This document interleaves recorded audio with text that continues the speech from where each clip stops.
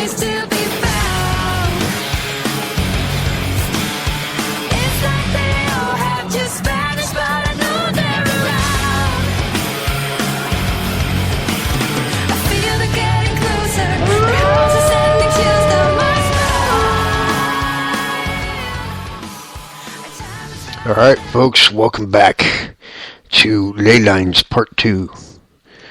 I'm going to be talking about Route 66 tonight. And I got to tell you that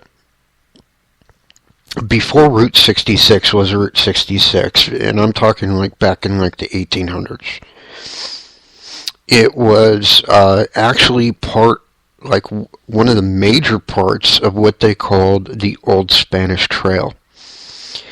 And it was a trail that went from California east into New Mexico and Arizona and Texas. And some of the places that it's within close proximity to are well-known haunted locations. We're talking like Tombstone and the Alamo and places of that nature.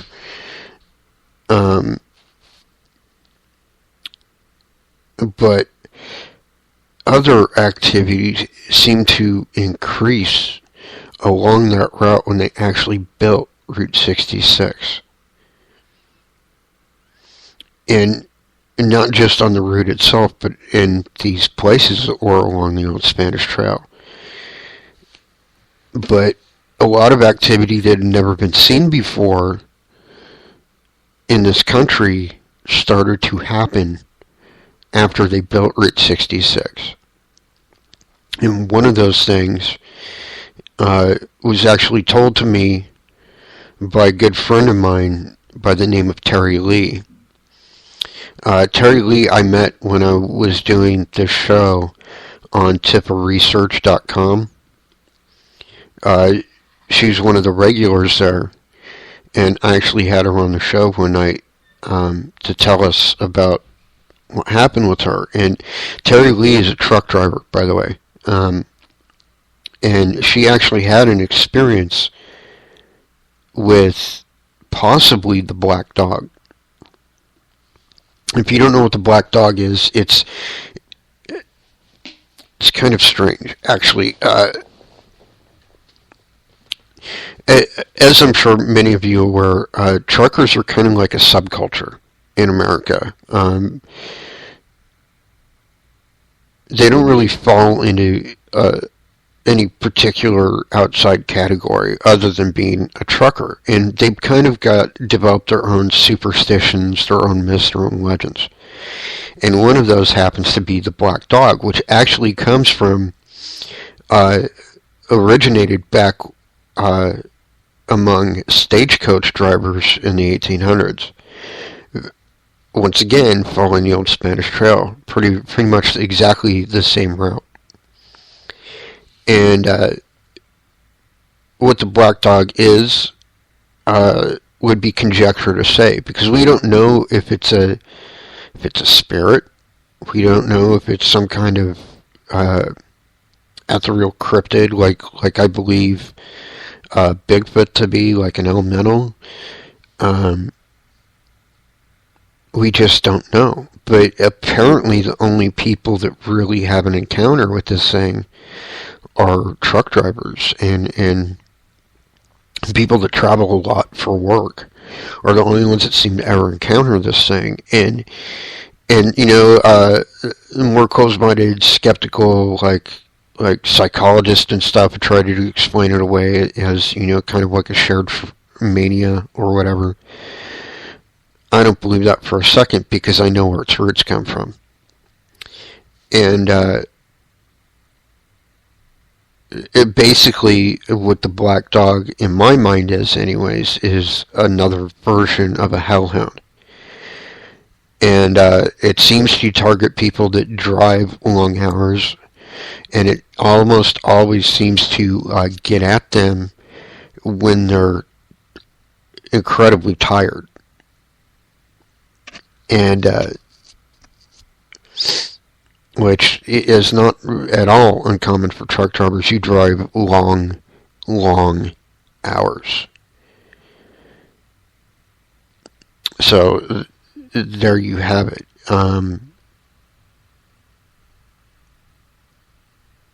It is very, very likely, actually, that black dogs are in um, a direct connection to Route 66 itself.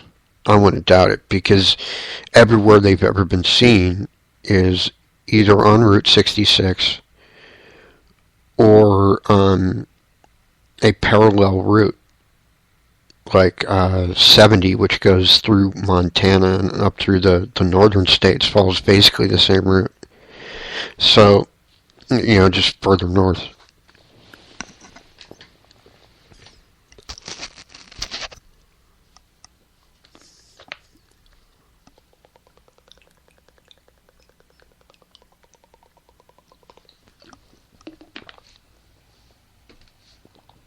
But that's not all, because some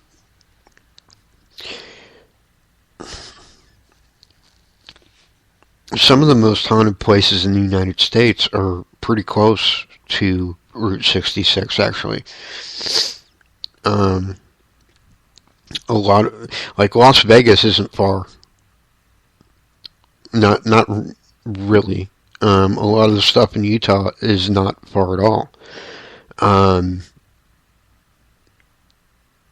and then there's, like, back from like the 50s and 60s even, there's like old roadhouses and like bed and breakfast type hotels that have had long running activity forever. Some of the more renowned beat poets of like the whole beatnik era during the 50s wrote poetry about ghosts on Route 66. In fact, the song Route 66, if you listen to it, is describing a haunted encounter.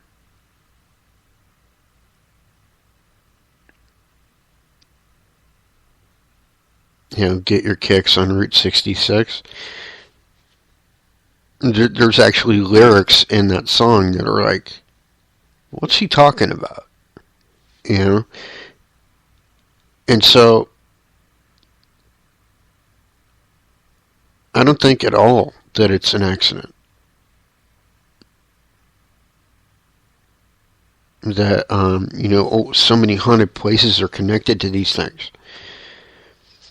And 66, I think, has gotten to a point where that route, that freeway, whatever you want to call it, itself has become haunted, because there are a lot of things seen along its entirety from like California all the way east. There's the black dogs, as we've discussed. There's a lady in white seen at several different spots during its length. There's been Bigfoot encounters. There's been a ghost of a little boy, like probably like 8, 9, or even 10 years old, wearing kind of like a striped shirt. It's been seen around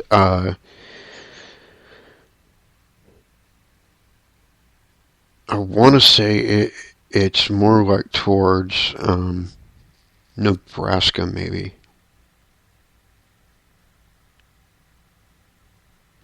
Hold on. Let me look something up here.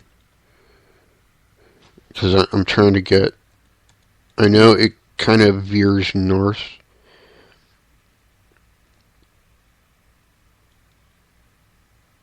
Here we are.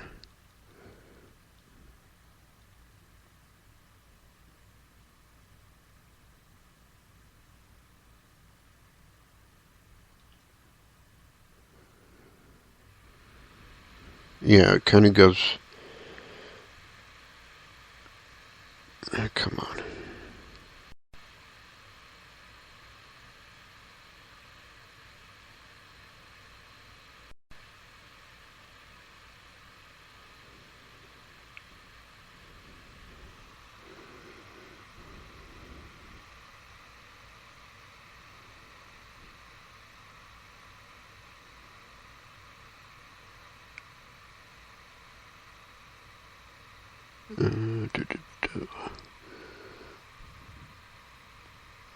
Alright, I'm looking at this map, but I think I just lost where 66 is.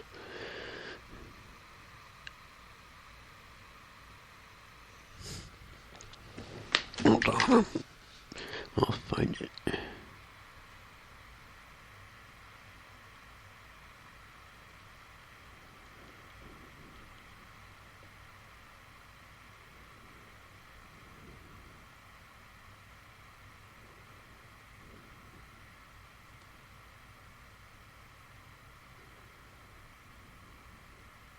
Yeah, it does. It goes through Las Vegas, which has a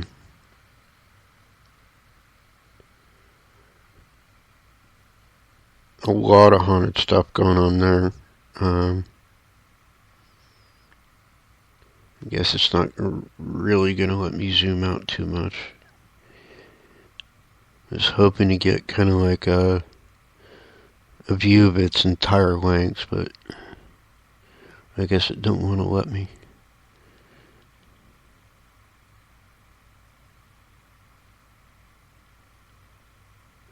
But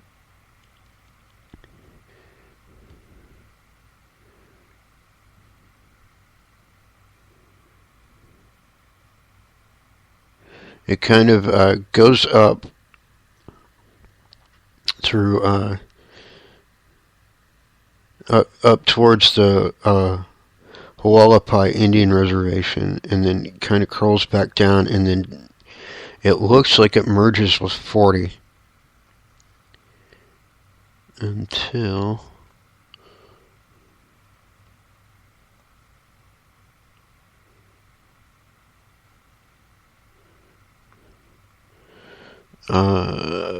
right around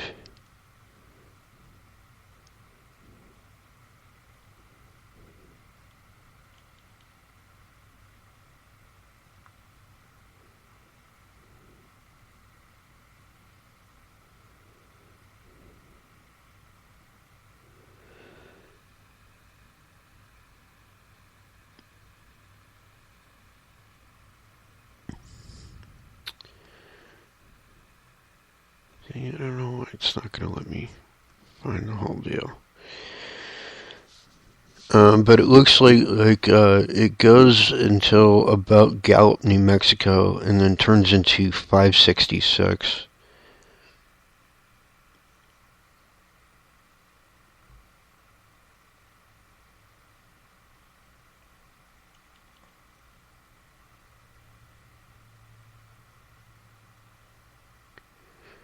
But it goes through like Albuquerque, Oklahoma City, Fort Smith, through Nashville, Knoxville, Greensboro, all the way up into like Richmond, Virginia, and I think that's where it ends. But yeah, so it's probably like up near Birmingham is what I'm thinking of, or maybe Atlanta, where this little boy is seen.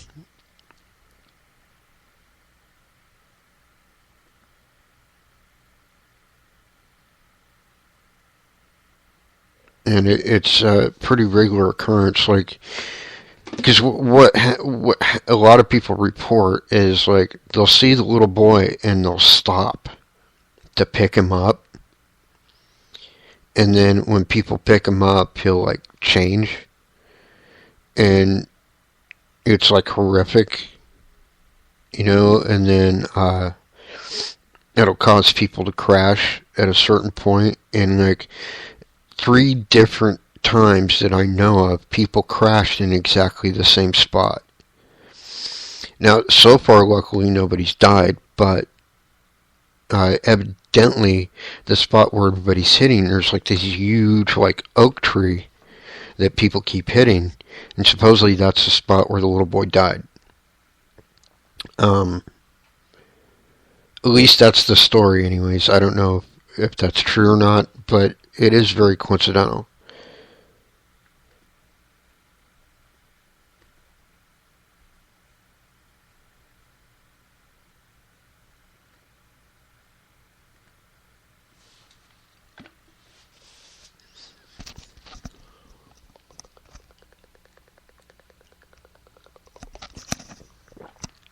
But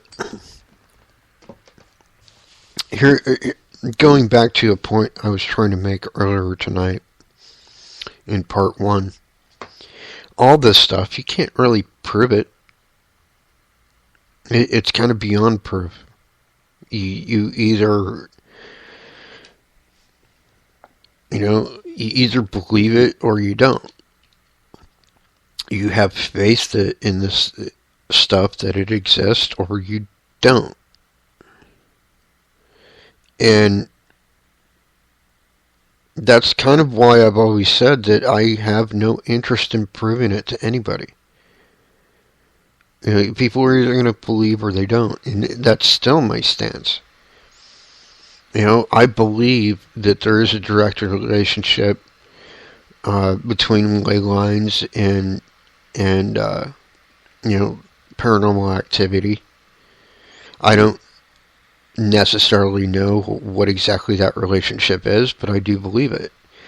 And I don't think it's an accident that some of the most haunted places on the planet happen to be within close proximity to these nexus points, as I've described. I don't think that's an accident at all, actually. And other people can believe that or they don't. It's really not up to me to try and convince anybody.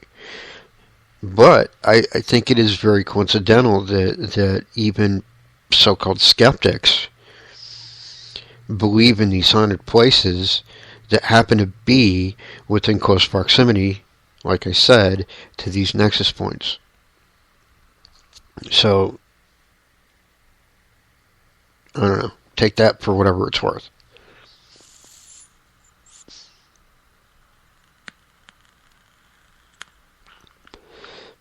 And I think it's pretty coincidental that, I guess a lot of what used to be Route 66 is now something else. I think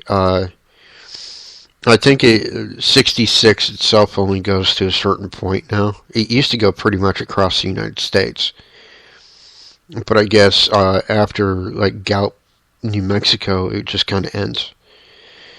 Now, and it turns into, like, a major freeway.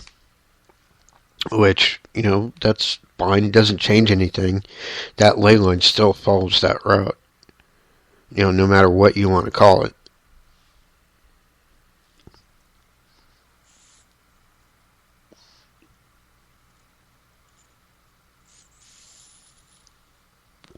But to me, it's still 66.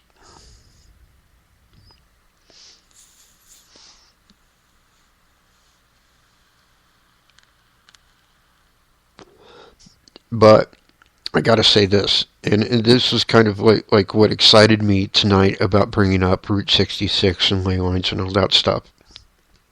I did an investigation, okay? I've done many, obviously, but I did an investigation. This is years before I was with Pace. This is years before I founded Ghost Wolf Paranormal. I was actually with another ghost hunting group at the time. It was kind of after I was with San Diego Ghost Hunters, which was like where my kind of career, I guess, as a paranormal investigator began. Is kind of in between that and then me kind of just doing stuff on my own.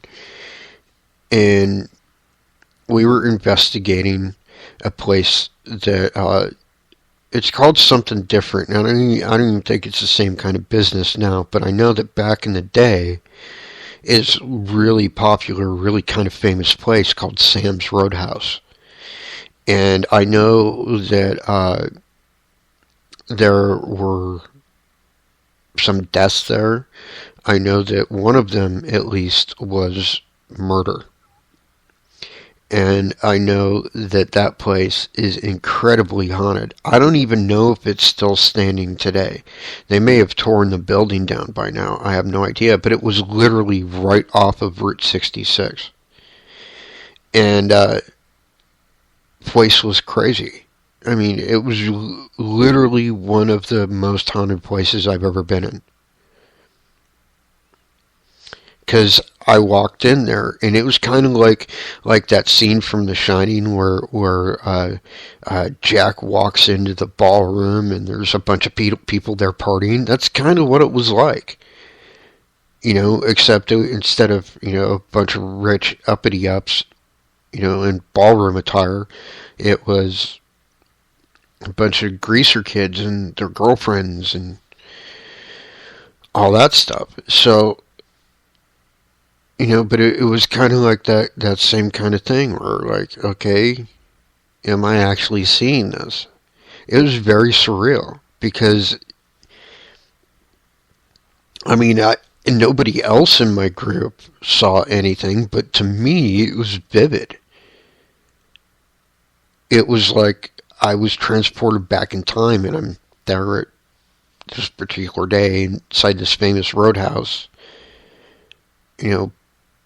partying with a bunch of greasers.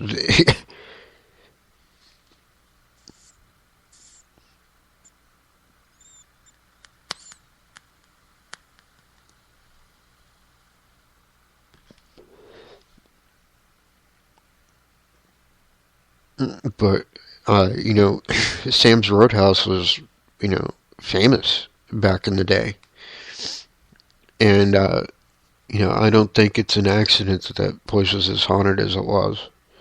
I think the fact that it was on, pretty much right on Route 66, and the fact that it was in close proximity to the Leyline, which follows that route, it had everything to do with how haunted that place was. And that plus it seemed like it would have been a really fun place to hang out back in the day. There were a bunch of, like, when I say greasers, I don't mean Mexicans, because I think that is the stupidest derogatory term for Hispanic people, first of all. When I say greaser, what I'm talking about is like the 1950s style greaser, the leather jackets and the pompadours and the white shirts and, just kind of that whole attitude. That's what I'm talking about when I say greaser, just to clarify. It's I'm not using it as the racial slur.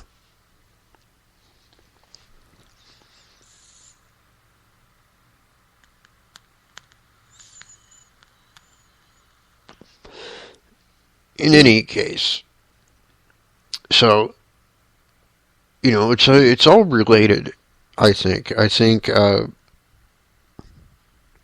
And I think ley lines change. I think as because people always die. People die every day. And that energy has to go somewhere. And I think it builds up. And I think new ley lines are formed all the time. I'm fairly certain that there is a full-on ley line, if not a nexus point, right where the World Trade Towers were. I think that event actually created one. I think the same could probably be said for other places too. I'm pretty certain that there was one that actually formed in Baghdad after, both Persian Gulf Wars, and I'm pretty sure that there was one formed in Berlin.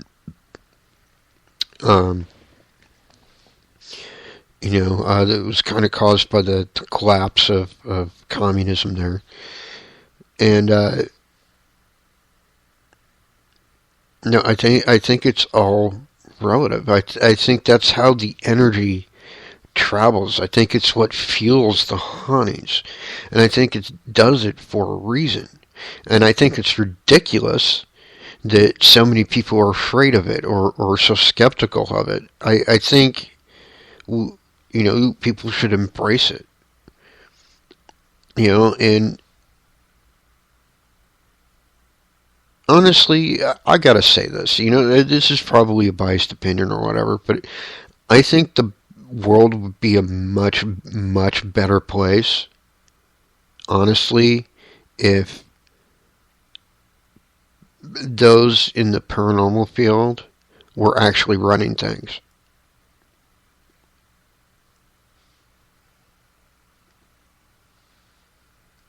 Just, my honest opinion. Because, like, what is our biggest problem going to be? Oh, no, you need to set that camera over there. Oh, no, you need to set it over here. That would be our biggest problem.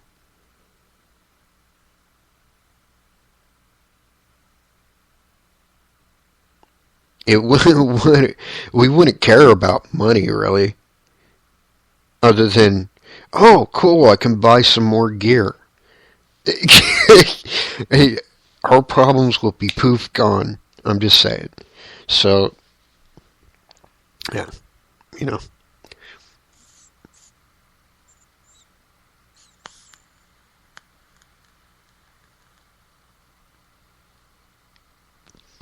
But in any case, um,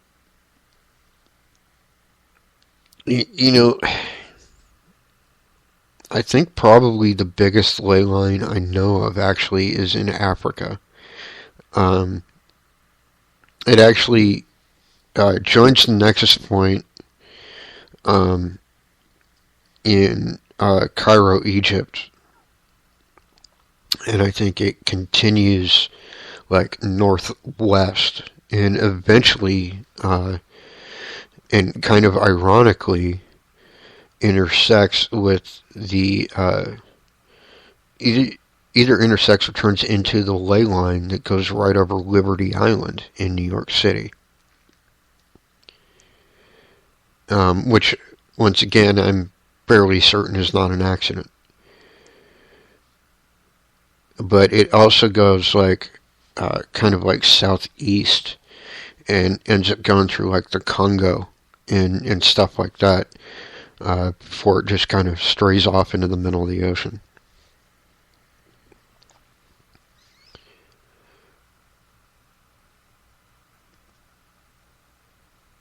So, I don't believe that none of this is an accident. Not really. I think if people weren't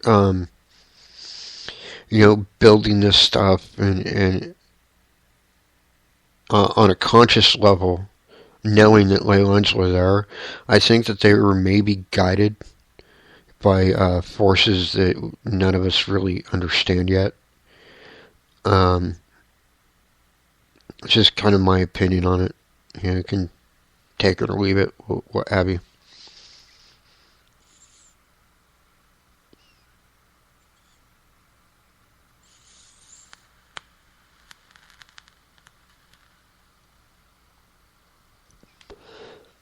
All right, we got about 15 minutes left. So, are there any questions? Hit me up on Facebook. I'm Jay Pettit, Pettet on Facebook. Um, or you can come join us in chat at ghostlovepara.weebly.com in our live streaming web series section.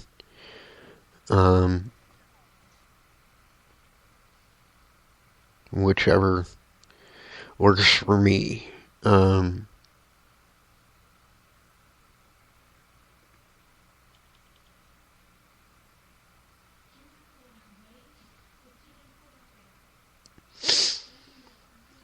Alright, so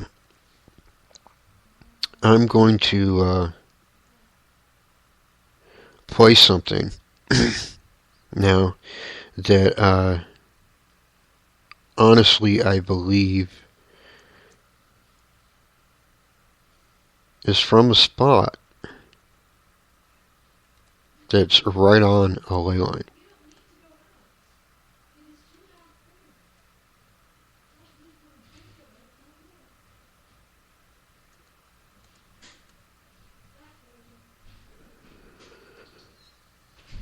One second, let me find it.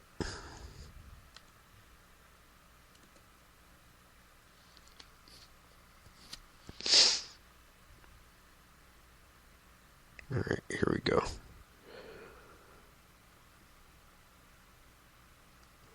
I'll play this since I'm waiting to see if anybody's got any questions about tonight's show or what have you. So, here we go. This is a place I'm very certain is on a ley line. This is from the Mansfield Fire Museum.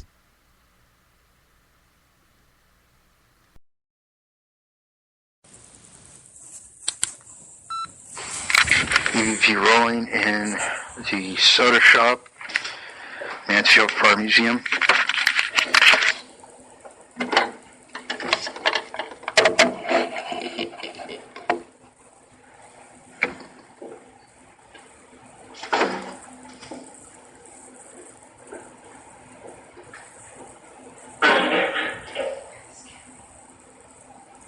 John, are you here?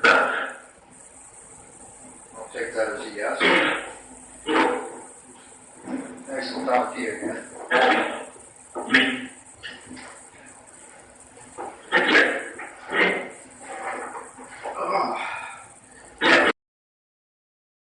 Okay, I want to point something out right there, and I'm going to play this again.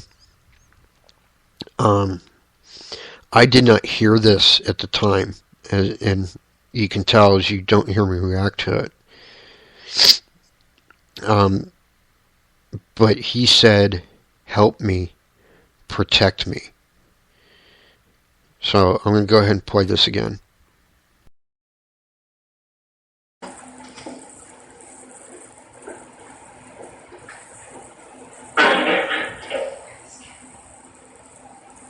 John, are you here? I'll take that as a yes. Nice to talk to you again.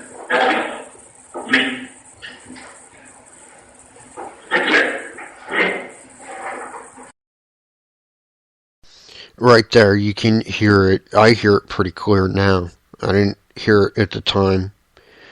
Help me, protect me. And later on, you'll hear it. And it kind of breaks my heart because this is the only time we've ever heard Donnie like this. And honestly, I did not frickin' like it at all. So, here we go.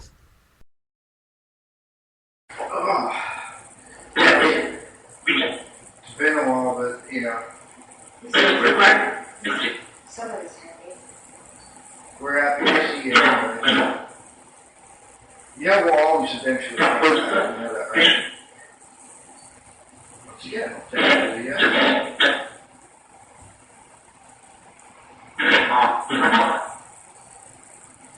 So how you been, bud?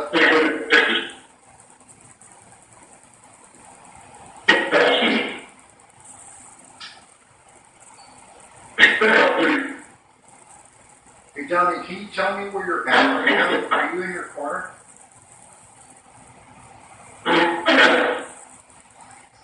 What do you say?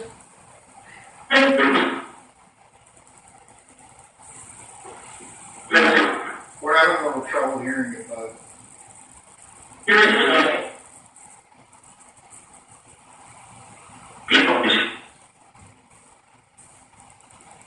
You lost it? Is that what you said?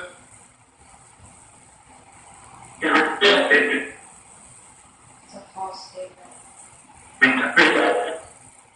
What?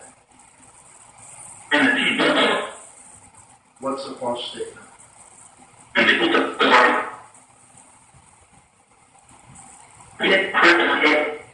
He cracks my head.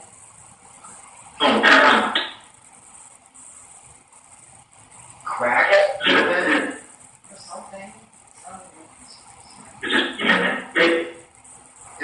Donnie?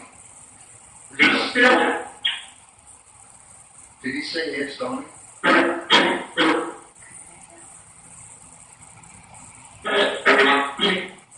If this is Donnie we're talking to, can you please turn that flashlight on?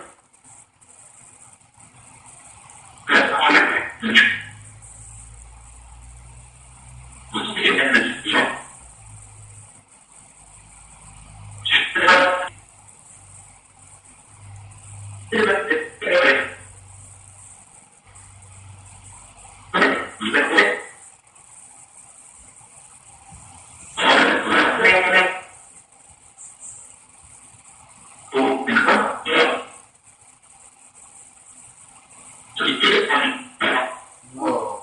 Who's here?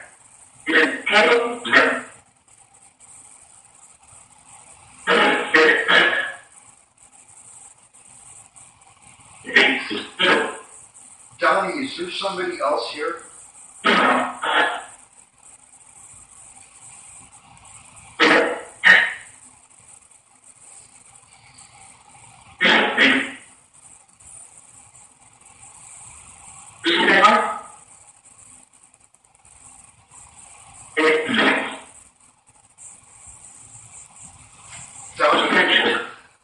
Donnie, did somebody crack you in the head?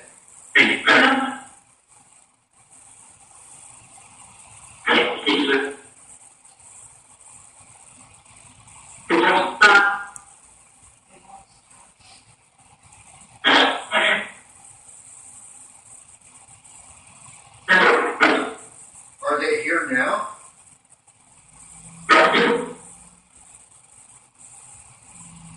Did he just get behind you?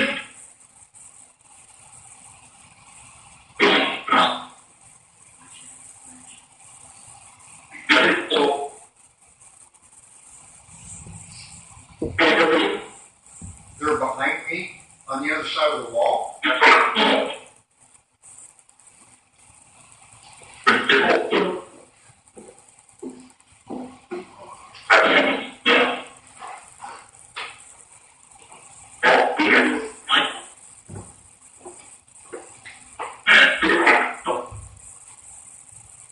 Whoever's messing with Donnie is leaving him alone. We're going to have problems.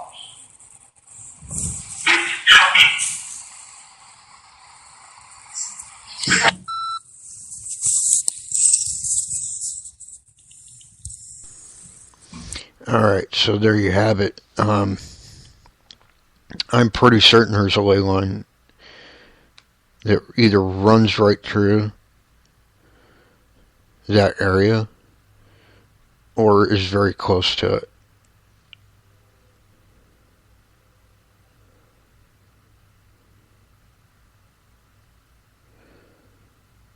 Yeah, Becca says that she has one she got where Donnie is being called yellow, which is absolute bullshit, by the way. Donnie was anything but. He served in the, I think, the Marines during the Korean War. So, whoever was disrespecting Donnie better not be there the next time I go back.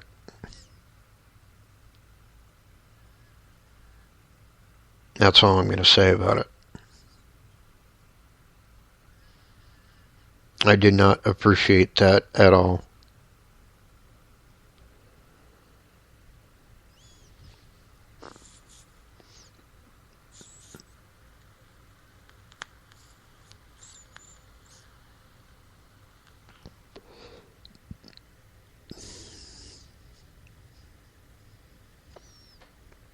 Although it does raise some new questions. Because we always believed that Donnie never quite recovered after the war because he came home and found his fiancée actually married somebody else. And kind of drank himself to death. It has always been our thought, but now I'm kind of wondering if maybe he didn't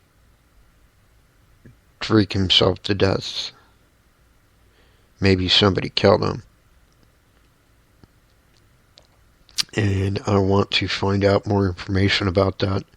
So I'm going to be doing some historical research here in the next few months or so, trying to find that out.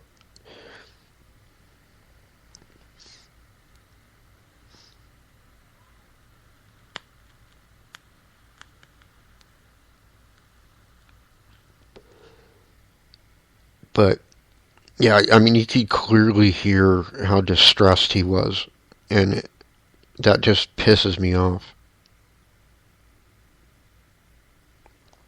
So, whatever spirit happened to be there that night that was messing with him is...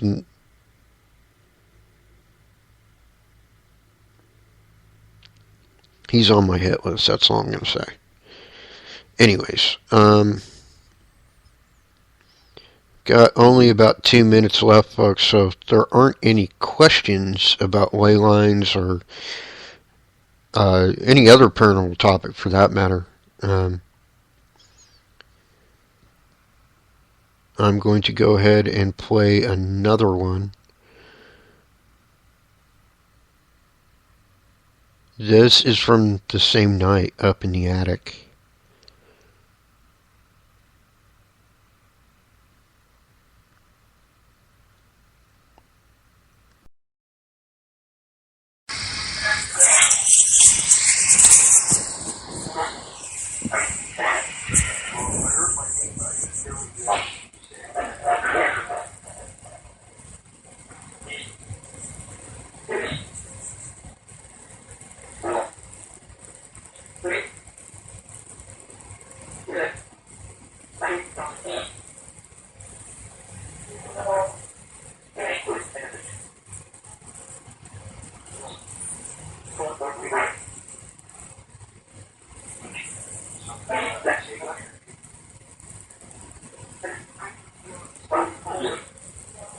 Are you taking pictures from Reagan?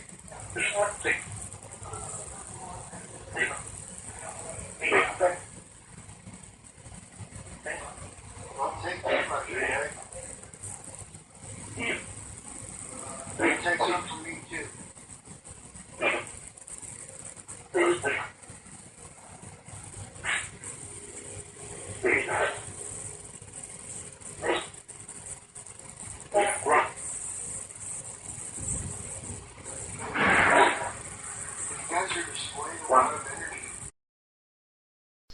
Okay, about 13 seconds left, folks, so I want to thank you all for tuning in. Tune in to next week's show. It's going to be a good one, and I'll post invites and stuff. Until next time, my pack, my tribe, peace out.